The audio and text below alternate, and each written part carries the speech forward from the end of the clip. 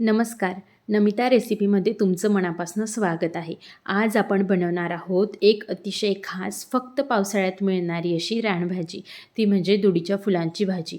ही फुलं तुमच्याकडे दुडीची फुलं म्हणून ओळखली जातात का? तुमच्याकडे या भाजीला काय म्हटलं जातं हे मला कमेंटमध्ये सांगायला विसरू नका. तर चला मग रेसिपीला सुरुवात करूयात. सगळ्यात आधी आपल्याला दुडीची फुलं छान निवडून घ्यायची आहेत. फुलांचे देठ आणि इतर कचरा वेगळा करून छान फुलं बाजूला काढून घेऊयात.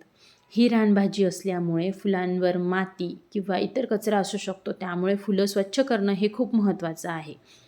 याला स्वच्छ करून झाली, आता त्यांना पाण्याने स्वच्छ धुवून घ्यायचं आहे.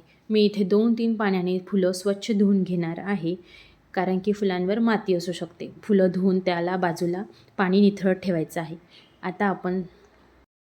आता कढई गॅसवर ठेवूयात. कढईमध्ये साधारण 1.5 पळी तेल घालूयात. तेल चांगलं गरम झालं की त्यात बारीक चिरलेला कांदा घालूयात.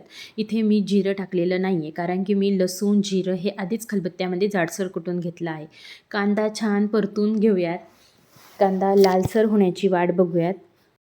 कांदा छान लालसर रंग येईपर्यंत परतायचा आहे. मी कमी गॅसवर कांदा परतते आहे. तुम्ही म्हणाल आता इथे जिरं नाही टाकलं, तर जिरं, लसूण आणि तिखट हे मी वेगळं खलबत्त्यामध्ये कुटून घेतलेलं आहे. आता थोडासा कांदा लाल होतो आहे, तेव्हा आपण ह्याच्यामध्ये हळद टाकली आहे.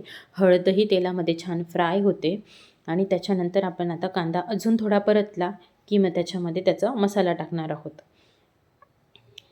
तर मसाल्यामध्ये आपण काय घेतलं आहे, 3-4 पाकळ्या लसणाच्या घेतल्या आहे, 1.5 चमचा तिखट घेतलं आहे आणि अर्धा चमचा जिरं घेतलं आहे. हे मी छान खलबत्त्यामध्ये कुटून हे आता भाजीमध्ये परतवून घेणार आहे. कांद्यात टाकून त्याला छान मोकळं करून परतवून घ्यायचं आहे. पूर्ण तिखट छान फ्राय झालं, एकत्र करून घ्यायचं आहे तिखट. ते कांद्याला व्यवस्थित लागलं, ते छान फ्राय झालं की मग आपण त्याच्यामध्ये दुडीची भाजी टाकणार आहोत.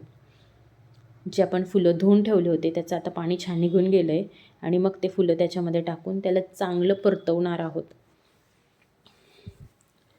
सगळं एकजीव होईल असं परतवणार आहोत.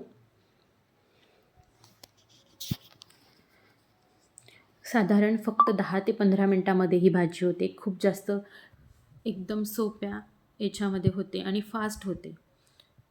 आता हिला आपण झाकण ठेवून शिजवून घेणार आहोत. साधारण 10 मिनटं कमी गॅसवर झाकण ठेवून शिजवायचे आहे. जे फुलांची देठ वगैरे आहे ते शिजून जातात. आणि इथे मी झाकण ठेवण्यापूर्वी अर्धा चमचा मीठ टाकलं आहे. चवीप्रमाणे तुम्ही जशी तुमची भाजी आहे, जेवढी आहे त्याप्रमाणे मीठ टाकून घेऊयात. आणि आता याच्यावर झाकण ठेवून याला चांगलं शिजवून घेऊयात. छान परतल्या गेलं आहे. झाकण ठेवून 10 मिनटं शिजवते. 10 मिनटांनी परत आपण ओपन करून बघूयात. मस्त भाजी शिजली आहे. आता याला परत थोड्या वेळ अशीच शिजवून घेणार आहोत. जोपर्यंत पूर्णपणे भाजीचा रंग बदलत नाही तोपर्यंत आपल्याला शिजवायची आहे. आता आपली भाजी रेडी आहे. याच्यात आपल्याला फक्त छान फ्रेश कोथिंबीर टाकायची आहे. भरपूर कोथिंबीर घातली आहे मी आणि छान परतवून घेतली आहे. अशाच प्रकारे रानभाजी तयार झाली आहे. बघा किती छान दिसते ना, तिचा सुगंध आणि चव अगदी अप्रतिम. ही भाजी गरमागरम भाकरीसोबत खाल्ली तर काय सांगू, अप्रतिम लागते. पोळी किंवा भातासोबतही तुम्ही खाऊ शकतात.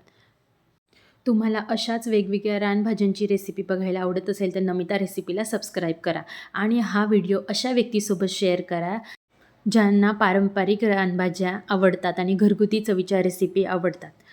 पुढच्या व्हिडिओमध्ये पुन्हा भेटूयात एका नवीन खास रानभाजीसोबत. तोपर्यंत नमिता रेसिपीला पाहत राहा आणि सबस्क्राईब करायला विसरू नका आणि शेअर करायला देखील विसरू नका.